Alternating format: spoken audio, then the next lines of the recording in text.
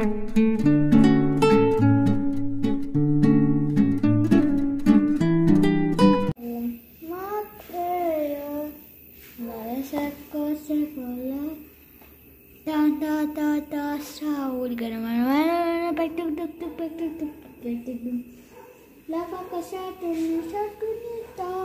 don't want to do like this. Last one. Please, no. Oh, no. No. Nakakain na si Sundar, guys. May time pa siyang magsulat ng kanyang zero-zero na homework. Pag Nepali at zero-zero, talagang ayaw niyang magsulat. Pinipilit ko lang yan siya. Pero maganda ang kanyang handwriting sa Nepali, guys. Kaysa sa English. Wala na sa mood.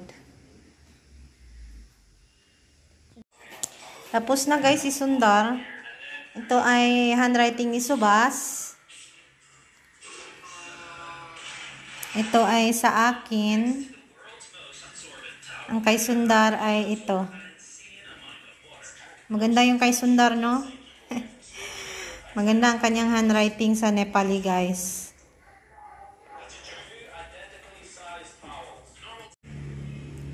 Ito ang kanyang English na handwriting.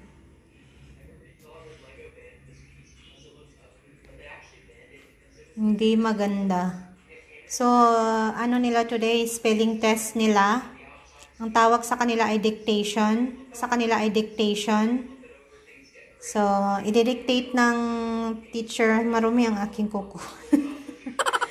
I-dictate ng teacher ang word at i-spell nila. So, lahat ito ay easy kay Sundar except itong lightning. Pero alam niya na. Tinanong ko siya kahapon. So, para sa kanila ito ay hard words. Para kay Sundar, easy lang ito, guys. Basic lang siya.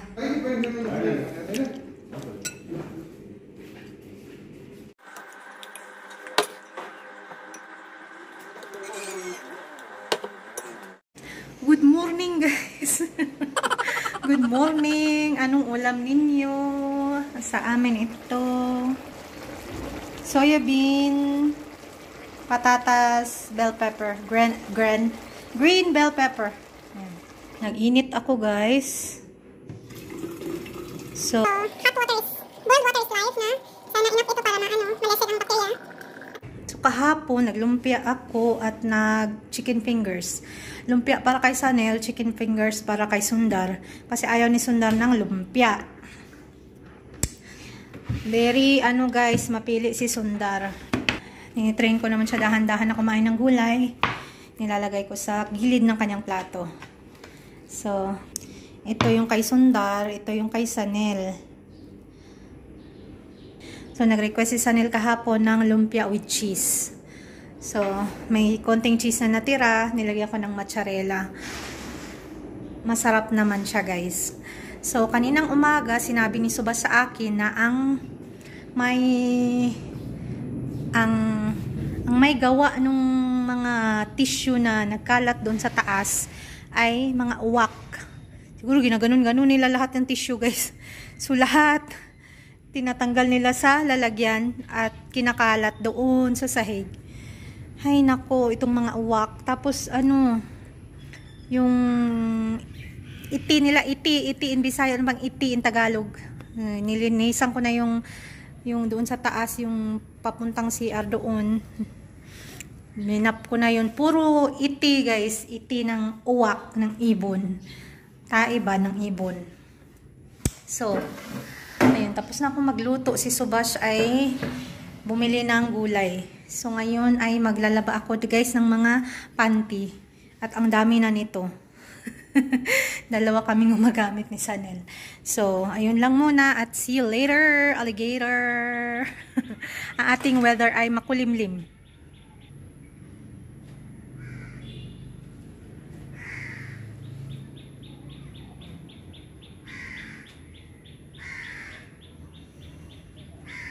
Ma'am Erm, regards ang mga uwak.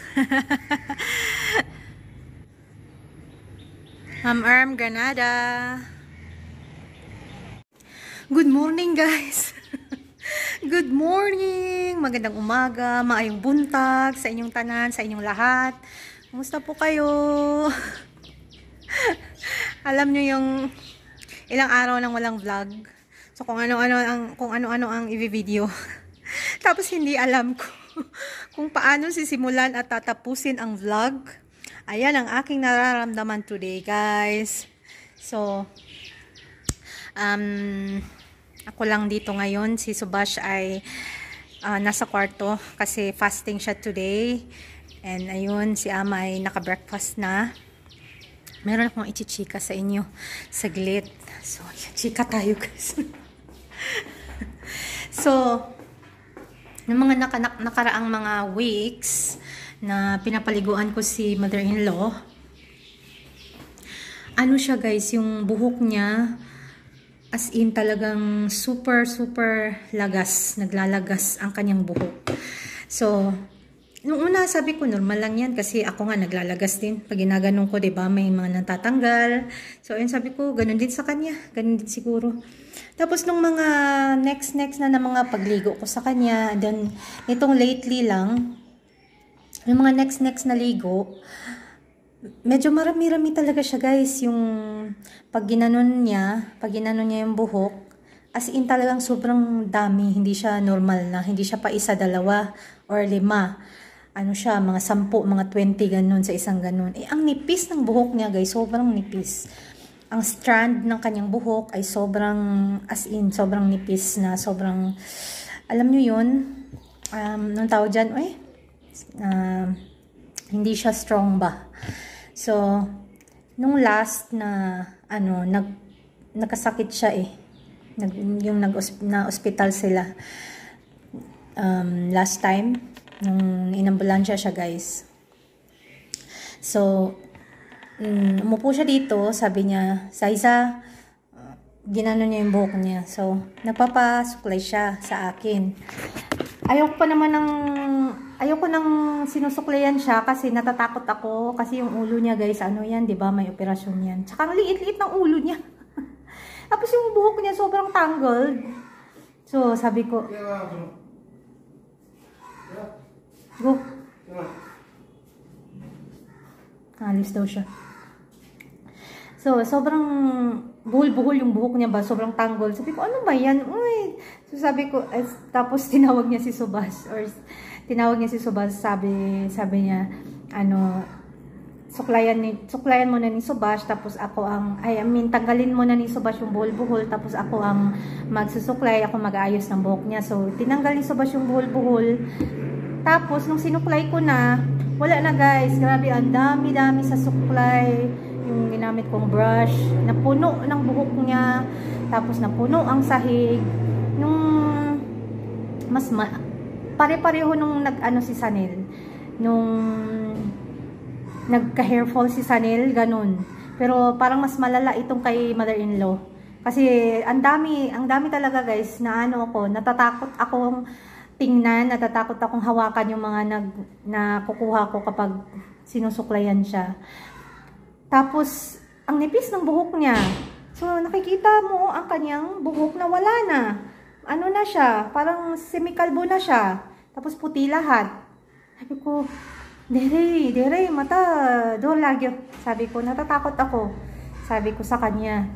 Sabi niya, oo nga, anong magagawa natin? Ganito, ayan, kasi nakasakit daw siya. Sabi ko, alam mo pala na alam mo din pala na ganito. Sabi ko sa kanya, test tayo. Ganito, pag galing ka sa sakit, talagang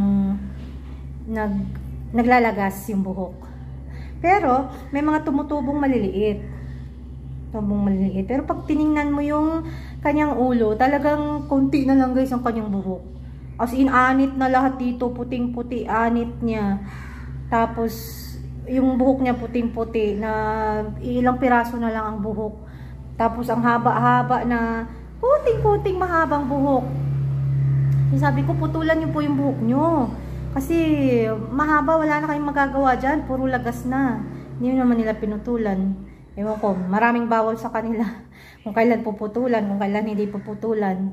So, ngayon lang, ilang days na akong hindi nakasuklay ng buhok niya.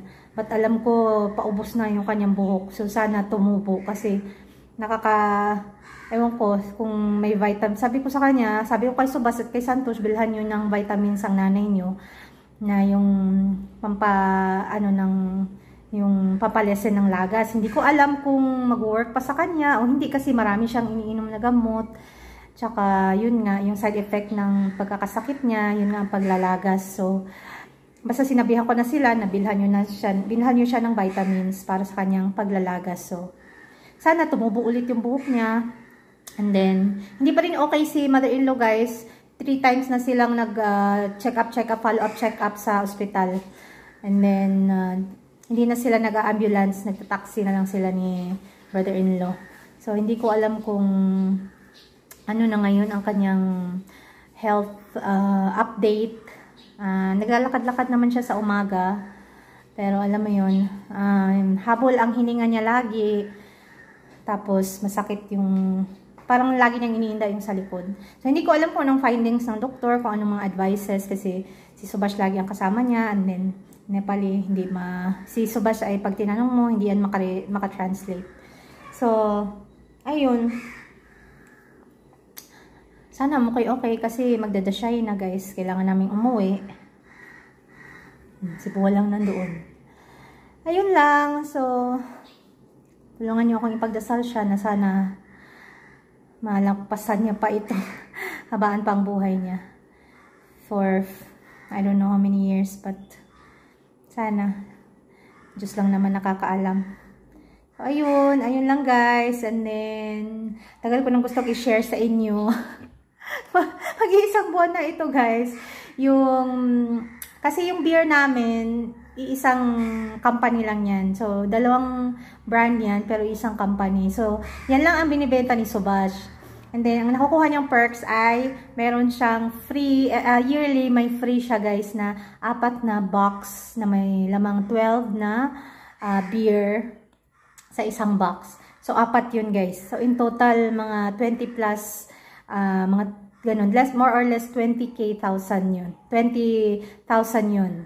Ang freebies ng company na yun, na yung brand ng beer. Pakita ko sa inyo.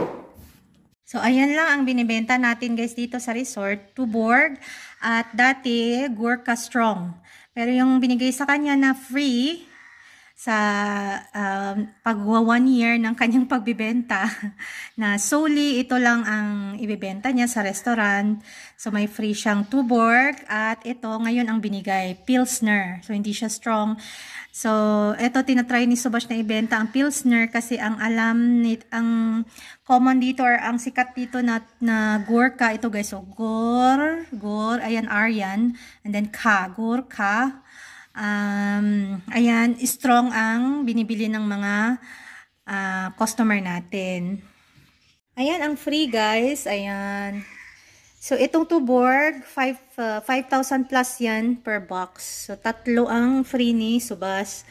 Sa isang box, 12 yan. And then, dalawang box nito guys, Gurkha na Pilsner. So, tinatry ni Subash ibenta itong Pilsner kasi bago yan siya. Bago sa market. So, total 5 box ang kanyang free. Pero, itong Tuborg, to guys, medyo mahal ng konti kesa dito sa Gurkha. Pero, ang known sa Nepali, yung gusto ng mga Nepali, mostly ay itong Gurkha na strong. Pero ngayon, binibenta ni Subash yung Pilsner na nabibenta naman siya guys. So pag nabenta lahat to, may 20k siya. More or less 20k rupees. So di ba? Okay na. May kapital na siya para sa beer. So hindi lang niya ibenta. So pag malakas ang beer or mga liquor guys, mas malaki ang margin. Mas marami tayong medyo okay ang profit natin. Pero minsan lang din kasi nabibenta eh. Kaya okay lang at least nabibenta. Especially weekends or kung kailan out of the blue talagang all at once yung mga customer ay pumupunta. So one time walang customer, one time naman all at once sabay-sabay silang dumarating. So ayun lang ang ating chika. So, thank you all so much. Thank you sa walang sawa niyo yung suporta, lalong-lalo na sa ating mga new followers, sa mga walang sawang nagko-comment, nanonood at hindi nagsiskip ng ads. Thank you. Thank you. Maraming salamat sa mga new followers. Welcome and ayun, God bless. Sana ay safe kayong lahat dyan sa Pinas. So, at sa kung saan man kayo sa Korea, na meron tayo sa US, at kung saan pa. Thank you. Maraming salamat. God bless. See you all next time, guys. Bye.